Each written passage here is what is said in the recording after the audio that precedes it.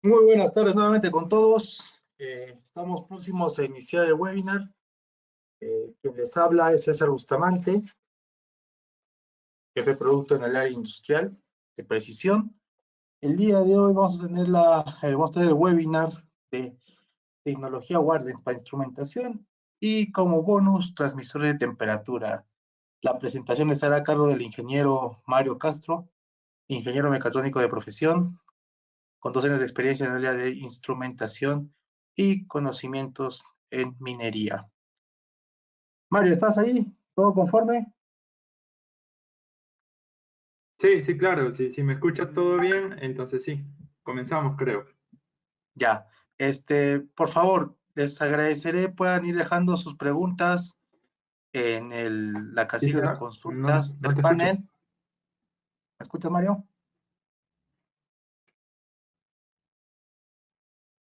Ahora, ¿me escuchas, Mario?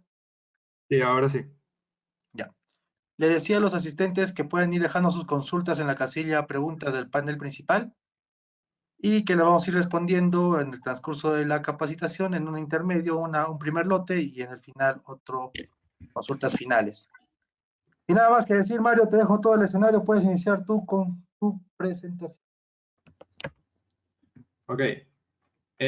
Ante todo, muy buenas tardes a todos. Es un placer tenerlos aquí, nuevamente en otro de los webinars de instrumentación, más que nada del área de industrial, y vamos a comenzar primero con todo lo que vendría a ser medidores de temperatura, ¿no? Como dijo César, es el plus que le vamos a dar a esta presentación para cubrir toda nuestra gama de instrumentos, ¿no? Ya hubo webinars de flujo, incluso flujo especialmente para todo lo que es pulpa mineral, ya hubo de nivel, incluso de analítica. Y para completar toda la cartera de instrumentación, vamos a completarla con temperatura y vamos a terminar con un protocolo de comunicación inalámbrico, el cual se puede aplicar a todas las tecnologías vistas anteriormente. Bueno, comenzando con medidores de temperatura, tenemos primero, hablaremos de los sensores tipo termocupla. Los sensores tipo termocupla son la unión prácticamente de dos materiales distintos en un punto al cual se le llama unión caliente. Este punto es el punto que nosotros vamos a medir, el punto que a nosotros nos interesa, y se conocen por lo general dos puntos en este tipo de medición, ¿no? La unión caliente, que es el punto de interés, el cual nosotros queremos medir, y la unión fría o referencia, que es el punto donde se tomará como muestra el voltaje, ¿no? En este caso, en todo lo que son los sensores de temperatura en cuestión de ABB, es para eliminar el error inherente por la temperatura del ambiente, se utiliza un punto de unión fría con como se asocia a una referencia, por así decirlo, para que no exista este error inherente en el proceso de medición, ¿no? A este efecto que se genera por este efecto de unión caliente y unión fría y se genera una diferencia de potencial entre los dos cables, se le llama efecto Seebeck. Viendo más acerca de las termocuplas, podemos darnos cuenta que se dividen en dos clases, ¿no? Ambas clases se van a diferenciar principalmente por dos cosas. Una va a ser la precisión que tenga, una es más precisa que la otra. Las clases son clase 1 y clase 2, así de simple. La clase 1 es más precisa que la clase 2, pero la clase 2 abarca mucho más rango de temperatura. Nuestros sensores de termocupla estarán fabricados bajo la norma internacional IEC 60584 y se diferenciarán por sus colores y los cables que tienen en su interior, ¿no?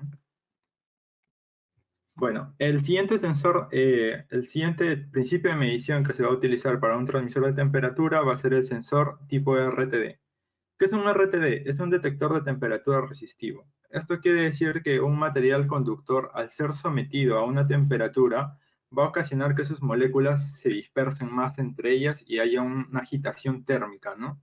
Al haber una agitación térmica y una dispersión mayor entre las moléculas, los electrones que existan en este conductor van a estar más alejados unos de los otros, por lo cual su desplazamiento de electrones o su conductividad del mismo material va a ser mucho menor, lo cual va a hacer que a mayor temperatura yo tenga una mayor resistencia, ¿no? En este caso los RTDs van a ser los platinos.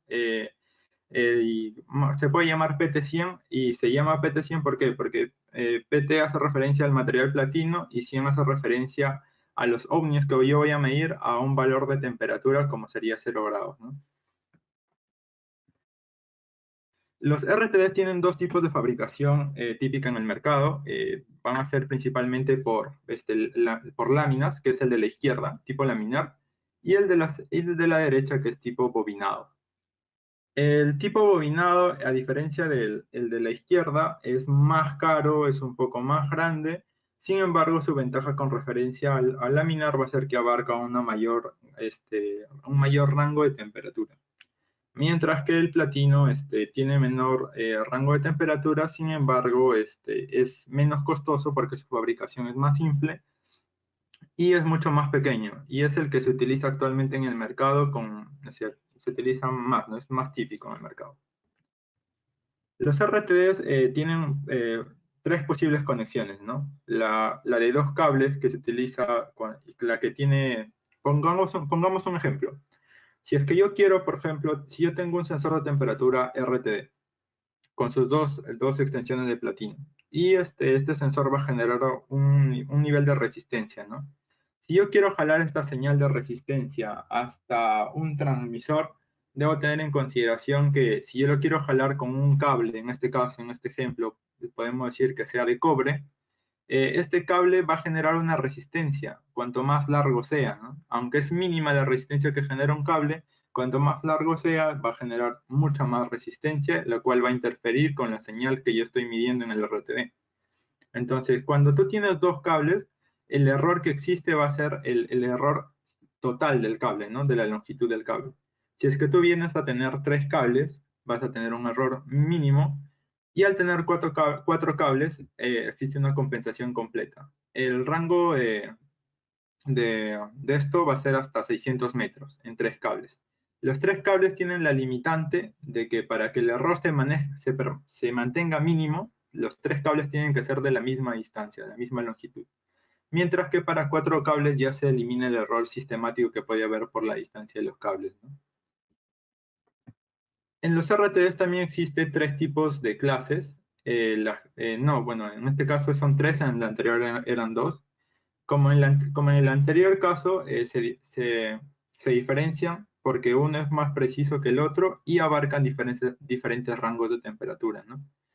Y también se van a distinguir porque el laminar y el bobinado, a pesar de tener la misma clase, tienen diferentes rangos de temperatura. Como les mencioné, el bobinado, la única ventaja que tiene con respecto al laminar va a ser que abarca un mayor rango de temperatura, ¿no? Como se puede observar ahí, la clase B de un bobinado es desde aproximadamente menos 200 grados hasta 600 grados, mientras que para un laminar es desde menos 50 a 400. Las precisiones o desviaciones de medición en el sensor son las que figuran a continuación y vienen dados también por la misma normativa que mencionamos hace un momento. La estructura general de un transmisor de temperatura es muy conocido, muy llamativo cuando ven un transmisor de temperatura y es importante saber cómo distinguirlos, saber para qué funciona cada parte de este transmisor de temperatura y saber cuándo, o por ejemplo en este caso, cuándo yo debo tener una longitud de 45 milímetros para un tubo de extensión y cuándo no es necesario, ¿no? Es importante todo ello y por eso es importante saber por qué existe esa longitud de extensión del tubo, por qué no existe o cuándo sí debería existir, ¿no? Por eso vamos a hablar de la estructura del transmisor como tal. Entonces, el transmisor de temperatura principalmente consiste, como se puede observar en la imagen del centro, en la parte superior está la tapa. Por lo general, esta también puede tener el display del dispositivo, pero su principal función es como que encapsular el transmisor. Va a proteger al transmisor de todo lo exterior y en este primer cabezal es donde va a ir ubicado el transmisor. En la parte de abajo del cabezal y de las conexiones eléctricas es donde va a ir los cables del sensor, ¿no? En este caso puede ser termocupla o puede ser RTD. Y la siguiente etapa viene a ser el tubo de extensión. Este es muy importante, más que nada por el aislamiento físico. sea el caso de, por ejemplo, yo tener un proceso en el cual yo tengo una tubería en la cual yo estoy midiendo temperatura y esta está a muy alta temperatura.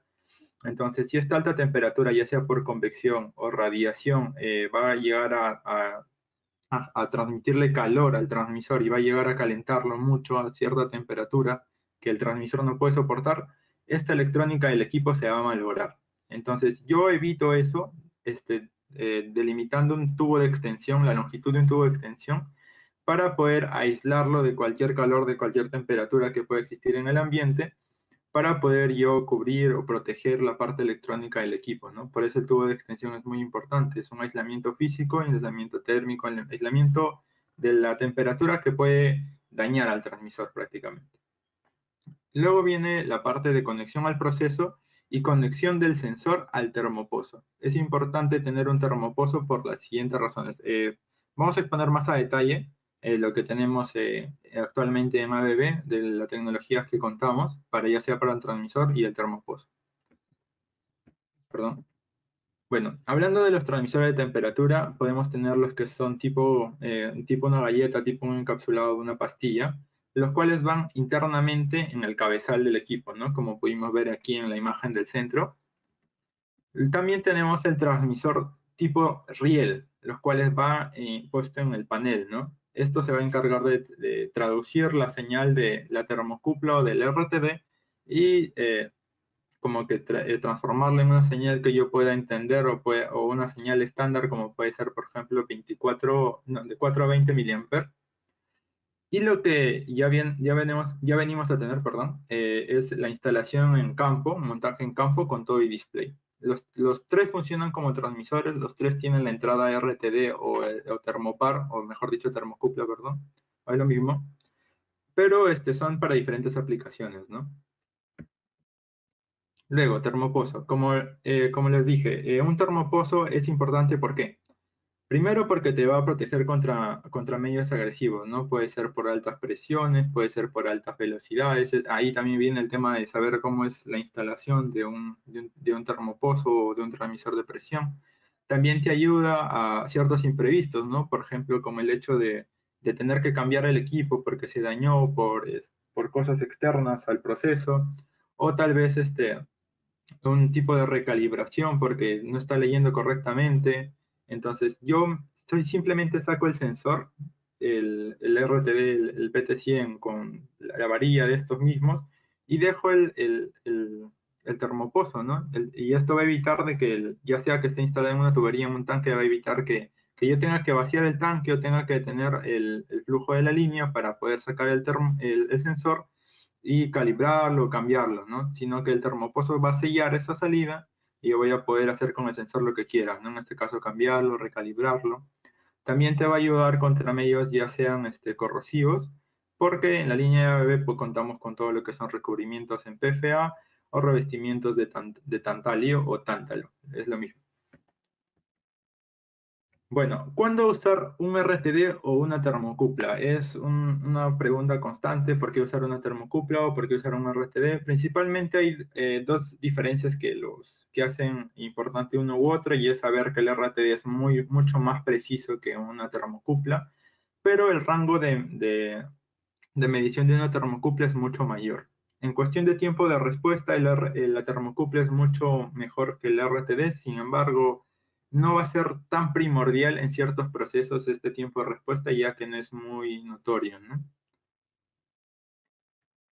Bueno, esto es el final de la primera parte que vendría a ser todo lo que son transmisores de temperatura.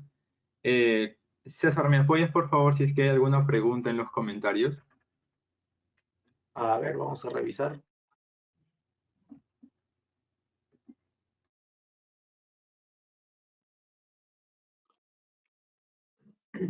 Sí, Mario, tenemos dos preguntas. Tenemos una de Joseph Credo.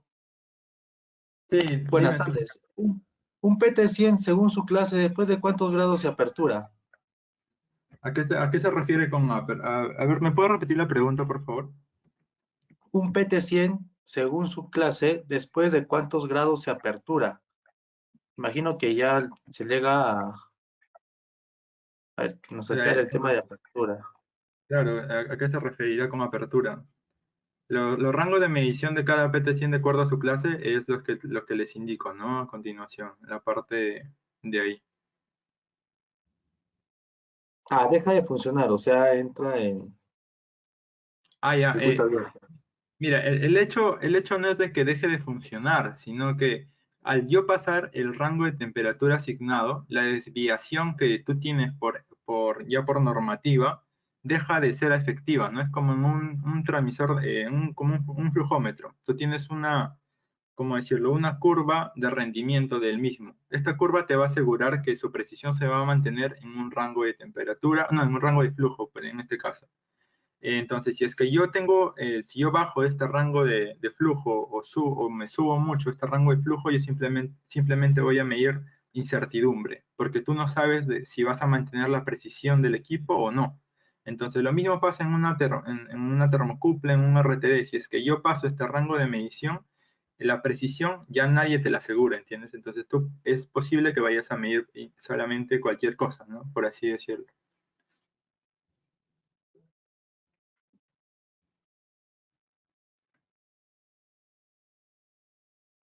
Ya tenemos otra consulta de Neftalí.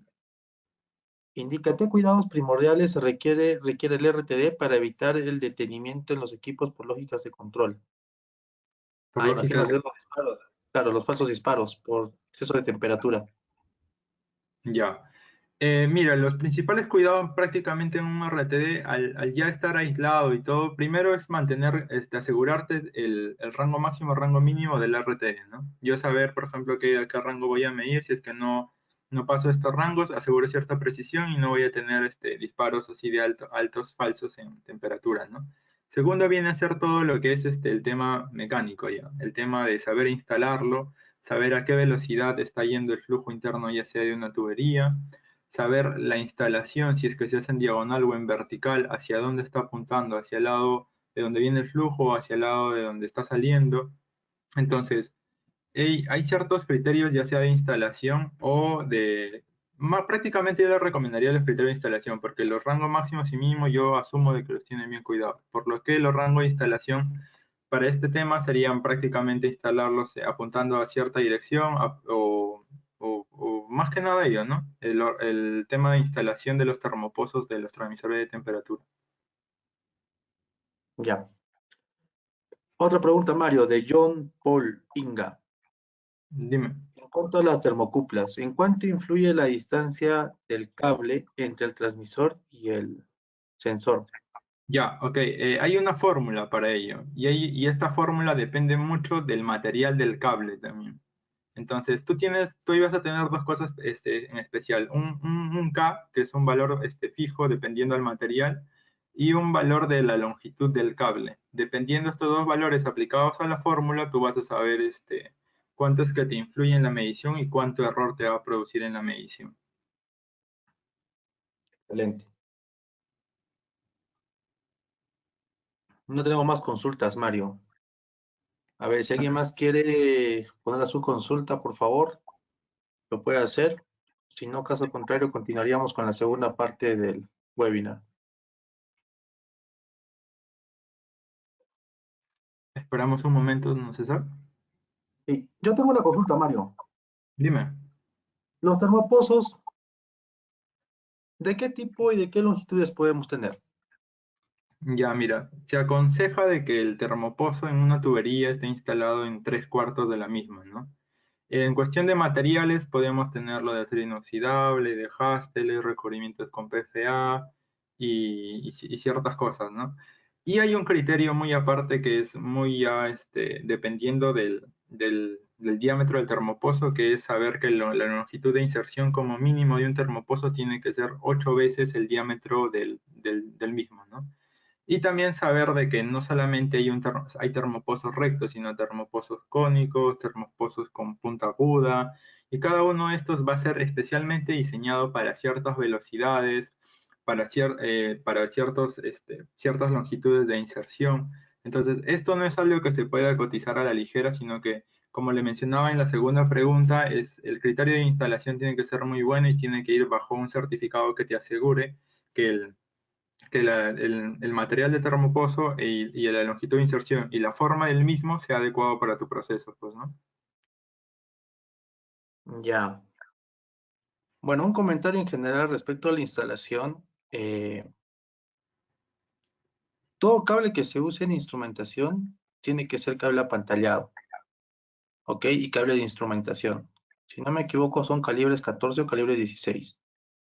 El número de hilos los pueden determinar ustedes según su necesidad. Lo que sí les voy a recomendar es que nunca eh, pasen tanto líneas de instrumentación cercanas a líneas de fuerza, porque de todas maneras va a haber una interferencia. Eso es normal. Entonces, cuando hagan una instalación, siempre, por favor, verifiquen los cables de potencia, ¿ok? Y no mezclen con los cables de instrumentación. Y vuelvo a repetir, como en capacitaciones pasadas, siempre tienen que usar una tierra de instrumentación para los instrumentos. Nunca mezclarlo ni con tierra de máquinas de escritorio como computadoras o estabilizadores para PCs y tampoco con líneas de potencia. ¿Ok? Son tierras muy distintas y tienen que estar muy alejadas. Teoría de las tierras, bueno, las pueden encontrar en internet. Lo mínimo que piden entre tierra y tierra son 20 metros. Bueno, pozos a tierra, ¿no? A ver, tenemos más consultas, Mario, un par más y continuamos. Un Ok. par más.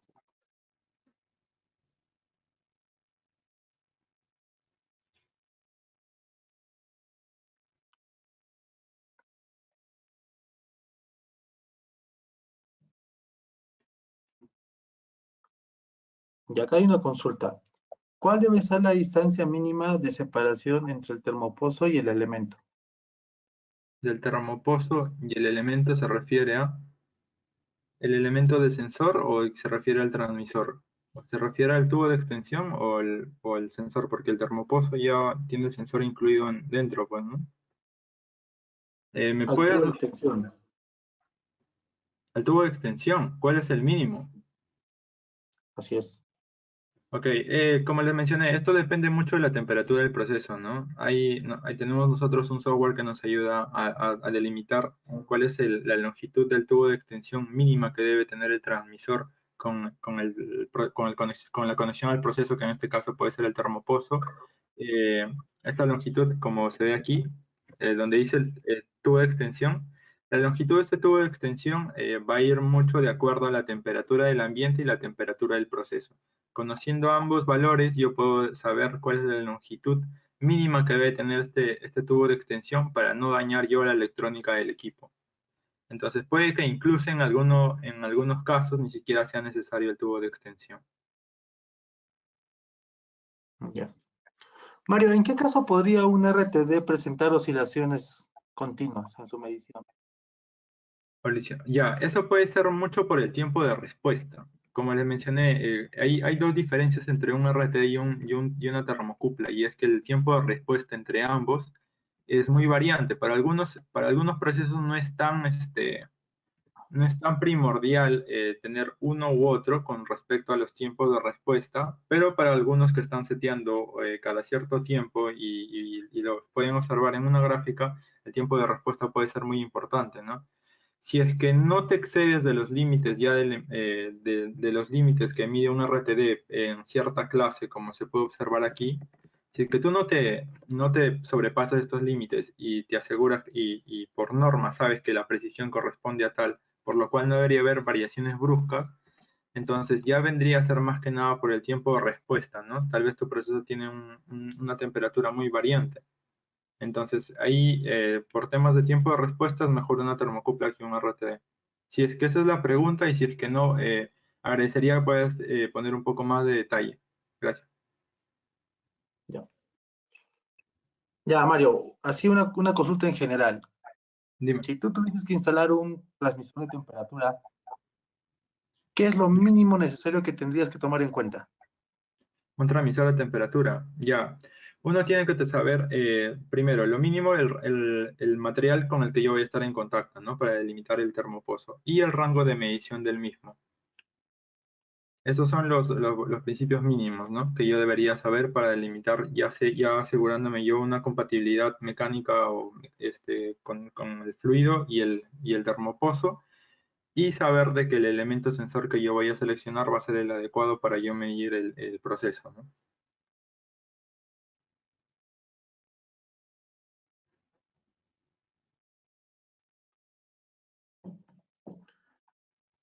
Ya, Mario. Eh, bueno, en el caso, algo solamente para aclarar con el tema de los cables. eh, los cables tienen que consultarlo con la guía de instalación de sus transmisores de temperatura. En general, para cualquier instrumento. Tienen que ver el versus entre longitud, cable y atenuación de señal. Siempre tienen que considerar eso. Eso está en los manuales. Revísenlo, tienen que revisarlo. Existen cables que sí te pueden ayudar a incrementar la longitud, pero son cables que evidentemente vas a encontrar en el mercado con un precio mayor y bueno, y son especiales.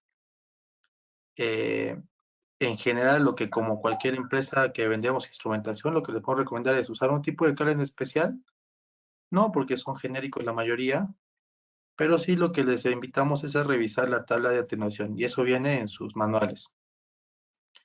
Eh, Mario, continuamos con la segunda parte de la exposición. Ok. Bien, ahora vamos a hablar del protocolo Wireless HART, un protocolo inalámbrico para toda industria. Bien, esto más que nada está dirigido para todo lo que es automatización de procesos y es prácticamente yo agarrar el protocolo de comunicación que tengo actualmente, que es el protocolo HART en la versión 7.0, por si acaso, porque a partir de ella, de esta versión, es la única que se puede transformar al protocolo Wireless HART. En este caso, como les iba explicando, yo obtengo el protocolo HART y de lo que me voy a encargar es convertirlo al protocolo inalámbrico Wireless HART y a partir de este protocolo yo establecer una comunicación hacia el gateway y hacia el transmisor, ¿no? Este protocolo tiene bastantes tiene bastantes filtros de seguridad, los cuales los vamos a ver más adelante. Tiene una comunicación automática, tiene diagnósticos avanzados. ¿Qué quiero decir yo con comunicación automática? Quiere decir de que el gateway por lo general siempre va a estar buscando el mejor camino para yo enlazar un equipo con otro. Y los diagnósticos ya vienen a ser los diagnósticos del equipo y los diagnósticos de la misma red, la cual se va a ver reflejada en el elemento que se va a encargar de ensamblar toda la red, ¿no? En este caso puede ser el gateway. Utiliza una arquitectura de red sincronizada con el tiempo, la cual también vamos a ver justo después de esta diapositiva, que vamos a ver cuáles son las estructuras que se utilizan para yo garantizar en este tipo de protocolo inalámbrico de radiofrecuencia y yo asegurar que voy a que voy a transmitir una gran cantidad de datos, transmitirlos de una forma segura y sin tener este choque de información entre uno y otro, ¿no? Es importante saber que este protocolo de comunicación trabaja en la banda de 2.4 GHz, la cual es una banda de libre uso sin licencia. En el mercado, hasta el 2017 se tuvo más de 40 millones de equipos implementados que siguen el protocolo Wireless HART. Bien, primero, los rangos de frecuencia, ¿cuál es la diferencia entre los rangos de frecuencia exclusivos y los rangos de frecuencia de uso general? Los rangos de frecuencia exclusivos, por lo general, requieren registro, requieren licencias individuales, incluso por dispositivo, y restringe los tipos de dispositivos que tú puedes tener en estas bandas, ¿no? Mientras que los de uso general puede ser, por ejemplo, sin licencia, y puedes utilizarlo para cualquier aplicación. El 2.4 GHz es una banda ISM, lo cual significa que es una banda para fines industriales, científicos y médicos. Bien, esto es lo que les mencionaba, la estructura de transferencia de información que sigue el protocolo Wireless HART. Primero vamos a hablar del espectro ensanchado por salto de frecuencia. El espectro ensanchado por salto de frecuencia, más que nada lo que te va a hacer es que en el ancho de frecuencia, en la banda de frecuencia que yo voy a tener para el protocolo Wireless HART, delimitarlo o dividirlo en 15 canales, divididos dividirlos como que por frecuencia, ¿no? Por diferentes rangos de frecuencia, y así generar 15 canales en el mismo. Y sumado a este, yo puedo tener el acceso múltiple por división de tiempo, lo cual en un lapso de un segundo voy a llegar a transmitir casi 100 valores. Entonces yo los voy a dividir en diferentes intervalos de tiempo de casi 10 milisegundos cada uno, lo cual me va a permitir yo variar en el tiempo, por ejemplo, para mandar, por ejemplo, un dato en 10 milisegundos por el canal 1, mientras que en el canal 2 también voy a estar mandando otra información y en los 15 canales en el mismo tiempo puedo estar mandando 15 datos, ¿no? En un mismo intervalo de tiempo de 10 milisegundos puedo estar enviando por espectro ensanchado por salto de frecuencia, puedo estar mandando los 15 canales en los primeros 10 milisegundos. En los siguientes 10 milisegundos también puedo estar mandando en los 15 canales de frecuencia, ¿no? Y así me va a permitir que yo pueda mandar hasta 1500 datos por segundo. Esto me va a asegurar más que nada, esto más sumado a la evaluación por canal libre, me va a asegurar que yo pueda tener, que yo asegure que primero, el canal en el que yo estoy, en el cual yo estoy usando no lo está usando nadie, está libre y me permite una comunicación fluida y me va a asegurar mandar un amplio, ¿cómo decirlo? Muchos datos, ¿no? Sin tener solapamiento de uno con otro. Y viene lo último, que es el espectro ensanchado por secuencia directa. Esto lo que me va a permitir más que nada es encriptar la señal, lo cual me va a dar cierta seguridad de información. Lo que principalmente va a hacer es, sumado a la data, sumarle una señal que es como que conocida por cada dispositivo, lo cual va a hacer de que en su amplitud esta señal se disminuya, pero en su ancho de frecuencia se incremente, lo cual, y va a seguir el patrón de encriptamiento que yo le haya dado, ¿no? Entonces, esta señal únicamente va a ser medido por mis dispositivos, los dispositivos autorizados a mi señal. Entonces, esto me va a dar seguridad, amplio rango de datos que yo pueda mandar por segundo y seguridad de que no se interpole uno con otro, ¿no? Bien, en los criterios de instalación que yo tengo que tener en cuenta para todo lo que viene a ser wireless hard, va a ser tener en consideración que esta es una señal de radiofrecuencia, por lo cual, dependiendo al ancho de frecuencia que tenga, va a poder ser capaz de penetrar obstáculos, ¿no? Dependiendo de la frecuencia, como le dije, cuanto menor sea la frecuencia, mayor la penetración de la onda. Claro que obviamente cuando yo penetre en un objeto, la señal se va a ver atenuada, ¿no? La reflexión, que también, por todos estos criterios, todos estos efectos que va a tener en la señal de radiofrecuencia, van a hacer que la señal se atenúe. Sin embargo, me van a ayudar a obtener un camino directo desde un elemento comunicador inalámbrico hasta otro, ¿no? Por ejemplo, la penetración de obstáculos me va a permitir que yo pueda comunicarme con un equipo que está en el interior por ejemplo, de una estructura, de un edificio. Sin embargo, es de tener en consideración que a pesar de que la radiofrecuencia puede atravesar objetos sólidos, no puede atravesar metales.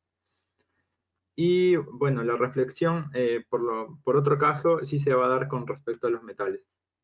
Mientras que todos estos nos van a ayudar a establecer un camino para habilitar la conexión de un dispositivo inalámbrico hacia otro. También tengo que tener en consideración que no únicamente puedo penetrar objetos, no puedo generar una reflexión de la onda, sino también doblar obstáculos, al igual que la luz solar, cuando tú le pones ¿cómo decirlo? Tú le pones un objeto a la luz solar y dependiendo de la intensidad de la luz, yo voy a tener que la luz va a empezar a doblar el objeto yendo hacia la parte interior del mismo. No sé si se han dado cuenta de ese fenómeno físico de que dependiendo de la intensidad de la luz, si es que yo lo obstaculizo con un objeto, la luz va a empezar a doblar yéndose hacia el centro del objeto. Lo mismo va a pasar con la radiofrecuencia. Dependiendo de la intensidad de la misma, si yo lo obstaculizo y hay una pequeña esquina, la radiofrecuencia, dependiendo de la intensidad de la misma señal, va a empezar a doblar. Y bueno, la interferencia ahí viene a darse, o la atenuación de la señal viene a darse por cada uno de estos, ¿no? Está de más decir de que se va a perder parte de la señal, se va a atenuar la señal al yo hacer reflexionar con la pared, o penetrando ciertos objetos, todo ello, ¿no? Bien, es importante cuando yo tenga es importante detallar que este tipo de transmisores son omnidireccionales, ¿no? Que van en todas las direcciones. Sin embargo, cuando yo sé que voy a ir, por ejemplo, a tener un transmisor con wireless en un punto y lo voy a llevar hasta otro, es importante saber de que esta antena con respecto a la otra tiene que tener línea de vista libre, ¿no? Y esta línea de vista libre, el ángulo el radio que va a generar o que debería tener libre, va a ser dependiendo de la distancia de la que esté una con respecto a la otra. En este caso, los transmisores de wireless HART, la máxima distancia a la que pueden llegar es 250 metros. Si es que yo tengo 250 metros entre el transmisor y el gateway, el radio que yo tengo que generar de vista libre entre estos dos va a ser aproximadamente de 4.5 metros, entre antena y antena. Entonces, no, bueno, sería en este caso 2.79 porque estamos trabajando con 2.4 GHz. Entonces yo tengo que asegurarme de que ese radio se permanezca libre. Y si es que hay, por ejemplo, un obstáculo en medio de ese radio, la atenuación de la señal va a ser proporcional al área que cubre este objeto en la vista libre de mi transmisor con mi gateway. Bueno, ¿cuándo se usa un protocolo wireless HART? Prácticamente se utiliza cuando hay distancias largas, cuando se necesita instrumentación en lugares alejados sin alimentación eléctrica, ya que estos también pueden ser autosustentables, se puede incluso implementar con paneles solares, cuando se quiere ahorro de energía, ahorro de instalación, control de temperatura, cuando tú tienes múltiples dispositivos a una altura muy, o sea, a un punto muy de difícil acceso que necesita un cableado excesivo. Entonces vamos a ver los dispositivos necesarios para yo establecer esto, ¿no? La comunicación wireless HART. Primero, yo voy a necesitar la pasarela. ¿Qué es la pasarela? Gateway, por así decirlo, es el que va a determinar las rutas, la ruta ya preestablecida, y en caso de que uno de estos falle, va a determinar una ruta alternativa. Te va a generar un mejor rendimiento en velocidad, va a ser la encargada de generar todo lo que vimos aquí, va a ser la encargada de generar la estructura de dispersión de la señal. Y prácticamente se ofrece en diferentes protocolos de comunicación e interfaces, ¿no? Las interfaces disponibles son RS485, Ethernet, y los protocolos son Modbus, Profibus y Claro HART. Entonces, aparte de una pasarela, la cual se va a encargar de establecer la estructura, de armar la estructura, de determinar las rutas que debe seguir cierto dispositivo, también vamos a necesitar los adaptadores, ¿no? Porque como sabemos, no todos los equipos que tienen HART actualmente son necesariamente wireless. Entonces yo tengo que convertir la señal de 420 mA HART a la señal wireless HART. Entonces para esto sirven estos adaptadores, para convertir la señal HART 7.0 a la señal wireless HART. Aparte, muy aparte de esto, también hay convertidores de temperatura, los cuales no se van a encargar de convertir la señal HART, sino se van a encargar de convertir la señal del sensor de temperatura. Como hablamos hace un momento, se va a encargar de convertir no la señal HART, sino la señal de un RTD o la señal de una termocupla. Y ya viene predefinido para convertir hasta 8 señales de estas. Luego están los accesorios. Como les mencioné, no todos los equipos están predispuestos para hacer comunicación wireless HART. Entonces vas a necesitar adaptadores, y en caso de que estén alejados de alimentación eléctrica, incluso vas a necesitar baterías y ciertos montajes especiales, ¿no? Todos estos vienen desde la misma marca. En este caso con la que tenemos una alianza es con Pepper & Fuchs. ABB y Pepper & Fuchs funcionan muy bien. Los protocolos de comunicación wireless HART funcionan para los dos, y más adelante vamos a ver la compatibilidad que tiene ABB con este protocolo de comunicación. Bueno, antes de ello vamos a ver las topologías, ¿no? Las topologías que puede seguir el protocolo wireless HART. La topología básica, la que se utilizaría en caso de que no haya mucha interferencia entre la línea de vista libre, entre el gateway y el adaptador o el transmisor, por así decirlo, va a ser la topología tipo estrella, ¿no? Cuando nosotros nos aseguremos esta línea de vista libre y que ningún obstáculo va a pasar alrededor de ella, nosotros aseguramos una topología estrella. ¿Por qué? Porque la topología estrella no tiene redundancia, lo cual al yo perder señal de uno de estos adaptadores, uno de estos emisores, lo que voy a generar es no poder llegar o generar una ruta mediante otro transmisor, sino que ya se habría perdido totalmente la comunicación. Mientras que en la topología Maya, la que es recomendable para este tipo de protocolo de comunicación, tiene redundancia y el mismo gateway se va a encargar de generar las rutas para llegar a uno u otro, por más que la línea de vista libre haya sido obstaculizada. Y bueno, la topología Maya estrella, donde tenemos muchos más gateways y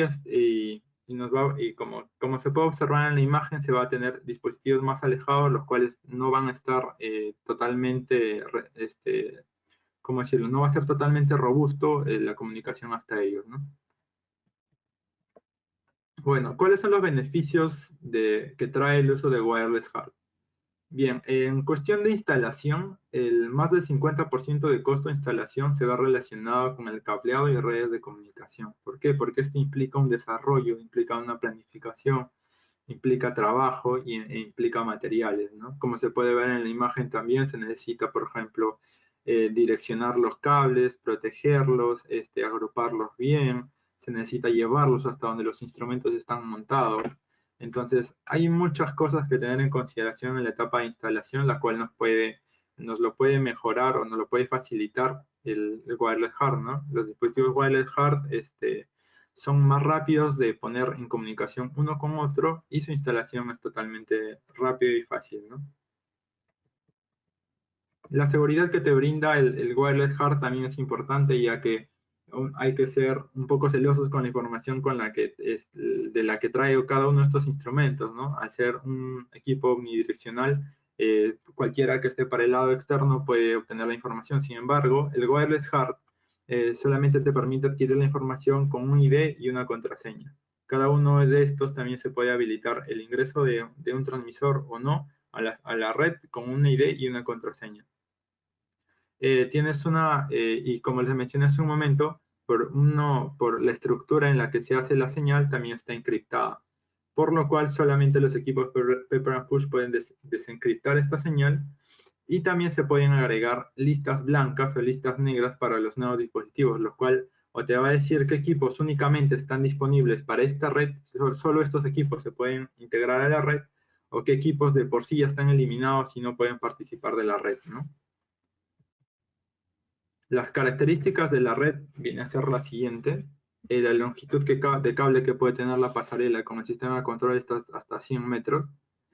Los protocolos o las interfaces que mencionamos son, como se vio anteriormente, son Ethernet y RS485, siendo los protocolos de comunicación disponibles HART, Modbus y los que se ven ahí. En los adaptadores también, la ganancia de la antena también es muy importante tenerla en consideración. Los convertidores de temperatura. Como les mencioné, el convertidor de temperatura tiene entrada para todo lo que son ya no señal de HART, sino señales de sensores, ¿no? Señal de RTDs y de termocuplas.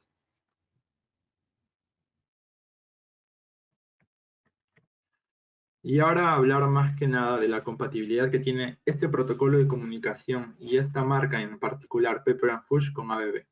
Los equipos de ABB ya vienen predispuestos para hacer de frente la comunicación wireless HART con la pasarela. Tú únicamente necesitas la pasarela porque los equipos ya vienen acoplados con las antenas e incluso con baterías incluidas.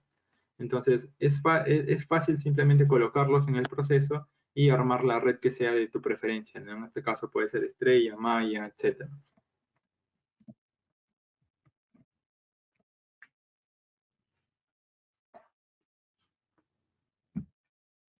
Bueno, las aplicaciones ya vienen a ser dadas por los clientes, en este caso las aplicaciones que nosotros nos hemos llegado a topar vienen a ser, por ejemplo, cuando yo tengo múltiples sensores alejados de la alimentación eléctrica y son de diferentes tipos, ¿no? Puede ser temperatura, flujo y cada uno de estos, todos agruparlos a un mismo adaptador y llevar la señal hasta una pasarela, ¿no?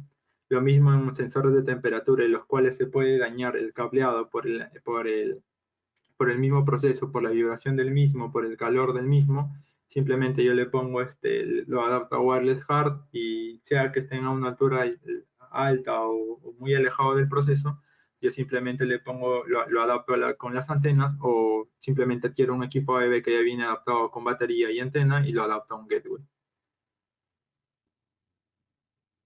Eso vendría a ser la presentación de Wireless Hard. Si es que hay algún comentario, alguna consulta o pregunta, agradecería lo pongan en los comentarios y junto a César los vamos a responder. Muchas gracias, Mario. Muy enriquecedora la charla. Evidentemente la tecnología inalámbrica es algo que nos podría ayudar bastante respecto a que si tenemos aplicaciones donde no podamos llevar grandes longitudes de cable, ¿ok? O tenemos alguna limitación respecto al proceso por temperatura, vibración, ambientes muy extremos, nos puede ayudar también.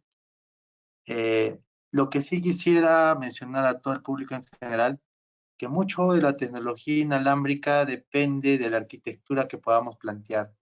Como han podido apreciar, estos instrumentos pueden servir como repetidores. Entonces podemos usar esto para desarrollar una arquitectura que pueda cubrir toda nuestra necesidad. También mencionarles que así como tenemos limitaciones respecto al tema de cableado para la señal, también puede haber limitaciones respecto al tema de la alimentación eléctrica, ¿no? Y eso, pero actualmente esto ya no está tan la limitación, sino incluso una mejora dentro de la estructura de planta, porque podemos usar paneles solares que evidentemente son energías limpias y que ayudan a la ecología.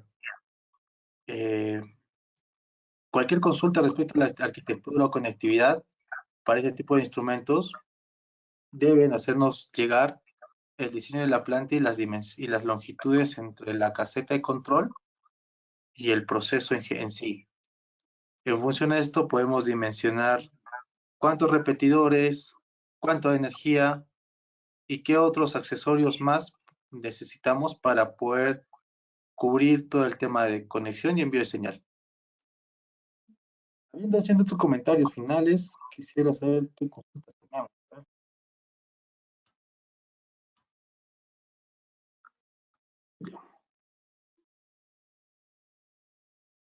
¿Cuánto tiempo de autonomía tienen las baterías, Mario? Pueden tener hasta 10 años, va a depender del damping que le pongas a los transmisores, ¿no? El damping es conocido más que nada por el intervalo de tiempo que va a sensar el equipo. Depende de ello, pero por fábrica se sabe que hasta 10 años de autonomía tiene el equipo. Más que cubiertos, creo, ¿no? Sí. La batería tiene más tiempo de vida que el sensor. Ya, tenemos instrumentos inalámbricos, pero con clasificación para zona de riesgo, Explosion Proof o ATEX. Sí, sí, claro, sí viene. Incluso ya están incorporados ya como un solo paquete, como les mencioné, ABB tiene cierta compatibilidad con todo lo que viene a ser el protocolo Wireless Hard.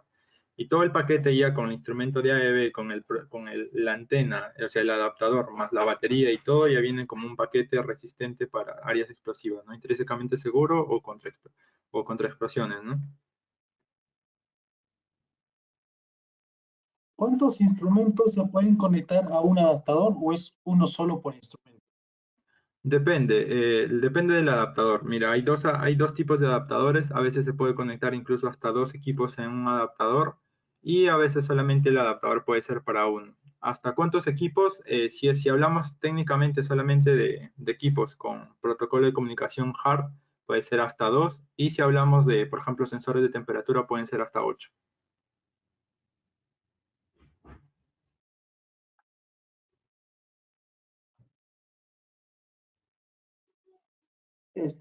¿Existe algún ambiente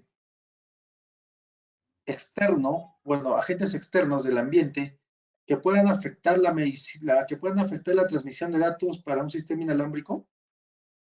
Claro, incluso la misma densidad del ambiente, la lluvia, puede ser también la altura, ¿cómo decirlo? Incluso la temperatura también puede interferir en la transmisión de la señal y puede atenuar esta, ¿no?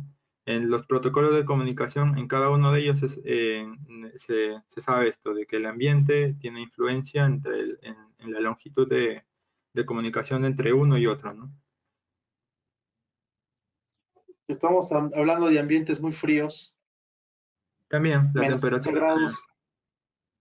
claro, también influye. Exactamente en cuestión de acortar la longitud, no le podría dar un valor en exacto, pero hay una fórmula para determinar también cómo varía la longitud dependiendo incluso a la densidad del ambiente y dependiendo de la temperatura del mismo también. Ya, Mario. Entonces, tendríamos que evaluar el caso puntual, entonces. Claro. Ya. Bueno, También Eh, quisiera aclarar un punto que también es que no, el protocolo de comunicación wireless hard no es el único disponible en el mercado. Sin embargo, pero es un poco más, ¿cómo decirlo?, abierto con respecto a otros, ¿no? Porque como les dije, es omnidireccional, o sea que es, ¿cómo decirlo?, que tiene una estructura diferente a la que podría ser una estructura de punto a punto. Pero la ventaja que tienen las estructuras de punto a punto son de que tú puedes ampliar la longitud, ¿no? Llevarla incluso hasta 8 kilómetros de longitud de comunicación de uno a otro.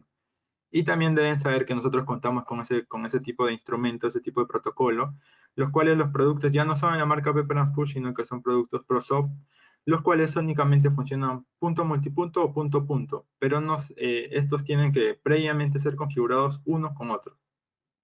Y esto lo que nos va a dar es saber que yo puedo llegar a longitudes mucho mayores. ya.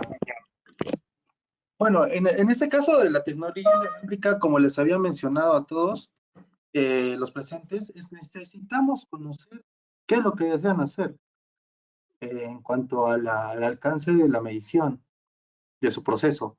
¿Por qué? Porque con esto vamos a poder plantearles una arquitectura y en función de eso podemos hacer algunos ajustes respecto a cuántos switch, cuántos repetidores, cuántos canales de enlace, qué tipos de alimentación, si puede ser con alimentación directa o con alimentación de paneles solares.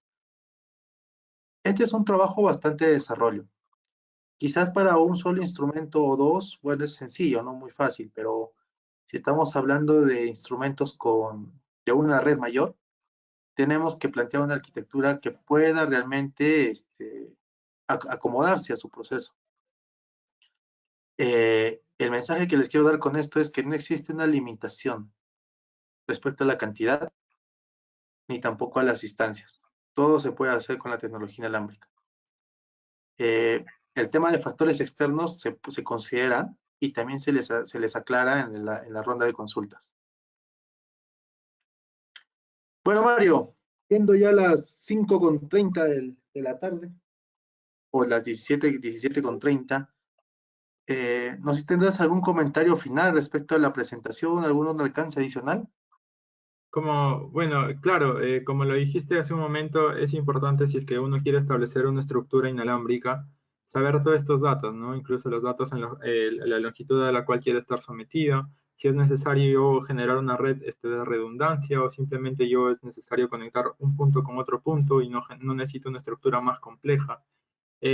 Hacer toda esta estructura, incluso de dimensionar equipos de instrumentación, es como ser un diagnóstico, ¿no? Tú tienes que saber todos los datos, preguntar lo más que puedas para saber o tener la seguridad de dar una solución que tenga un tiempo de vida largo y que pueda funcionar sin ninguna falla, ya pueda ser mecánica o electrónica, ¿no? Entonces, si es que alguno de ustedes busca una solución inalámbrica, agradecería mucho que se puedan contactar con nosotros, dejar su correo o algún tipo de consulta en el chat y nosotros nos encargaremos de apoyarlos y brindarles la solución ideal para su proceso. Más que nada eso, César. Muchas gracias por la asistencia de todos. Ya, muchas gracias, Mario. Solamente algo final respecto a la tecnología inalámbrica. Eh, Esta tecnología es una tecnología abierta. ¿A qué me refiero con esto? Que se puede integrar distintas marcas con otras. Si existe algún tema de algún protocolo en particular, existen gateways que pueden acoplarse. Entonces, no hay una limitación, como les digo. Bueno, finalmente quiero mencionarles que la próxima semana retornamos con nuestros webinars. La próxima semana tenemos dos temas interesantes respecto a fajas transportadoras, vamos a hablar de los polines, clasificaciones, usos y factores de desgaste. Y también vamos a conversar sobre los flujómetros para pulpa de minerales. Esto estará a cargo de Mario, quien está acá presente. Y también comentarles que estamos preparando la presentación de balanzas de faja y sistemas de muestreo y análisis en línea de pulpas de mineral. Síganos en las redes sociales, síganos por Facebook, por LinkedIn, para poder estar atentos a las distintas capacitaciones. Sin nada más que decirles, les agradezco su participación, que tengan muy buenas tardes y recuerden que Precisión los capacita. Muy buenas tardes, hasta luego.